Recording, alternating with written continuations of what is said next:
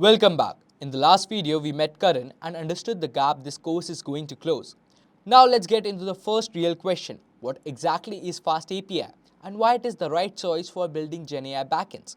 By the end of this video, you will have a clear mental model of where FastAPI sits, what makes it different, and why it became the go-to framework for Python teams shipping AI products. After that interview, Karan goes home and thinks. He didn't fail because he couldn't build AI apps.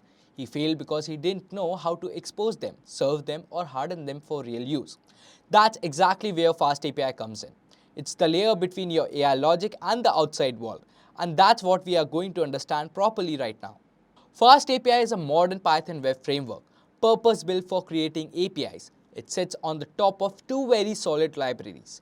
Starlette handles everything related to the web, routing, middleware, and async support. Pydantic handles data validation and type enforcement. Together, they give FastAPI a foundation that is both fast and reliable. And when we say fast, we mean it literally. FastAPI benchmarks amongst the fastest Python frameworks available, comparable to Node.js and Go in many scenarios. To understand where FastAPI fits, it helps to place it next to Flask and Django. Flask is lightweight and flexible, but requires you to wire up validation, async, and docs yourself. Django is powerful for full-stack web apps, but brings a lot of overhead for pure API work. FastAPI was designed specifically for API-first, async-first use cases. For GenAI backends, that distinction matters a lot. You're not serving HTML pages. You're handling structured input, calling LLMs, querying vector databases, and returning typed responses. FastAPI is built exactly for that. One of the most important things FastAPI brings to AI backends is typed validation via Pydantic. Think about what your endpoints receive: prompts, conversation histories, retrieval setting, model parameters.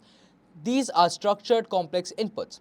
If something is malformed, you want to catch it at the API boundary, not deep inside your model logic. Pydantic does that automatically. You define your input and output shapes as Python classes, and FastAPI validates every request against them.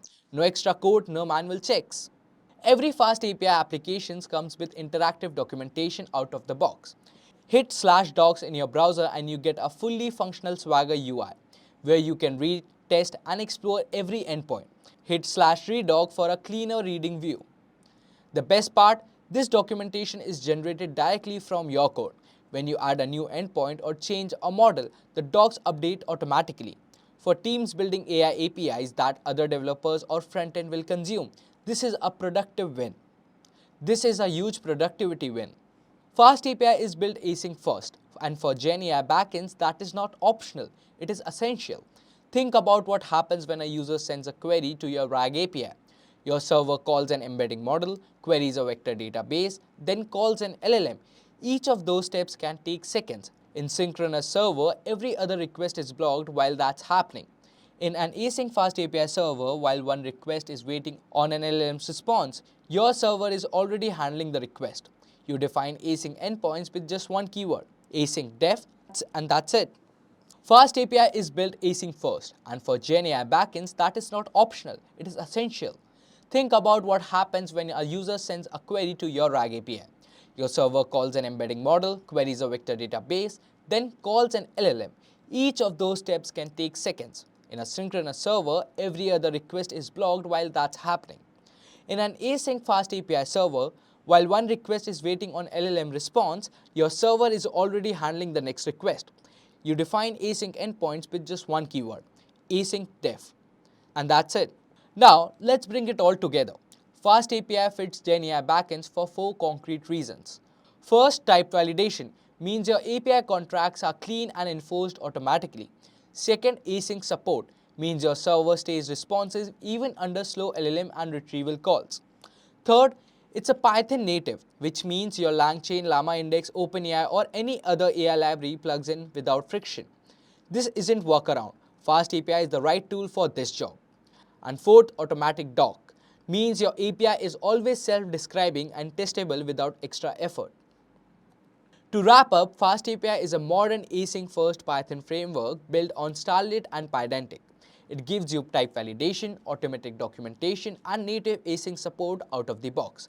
For GenAI backends specifically, it is the cleanest fit available in the Python ecosystem.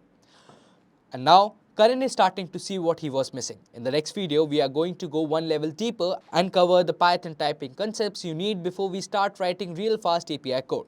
See you there.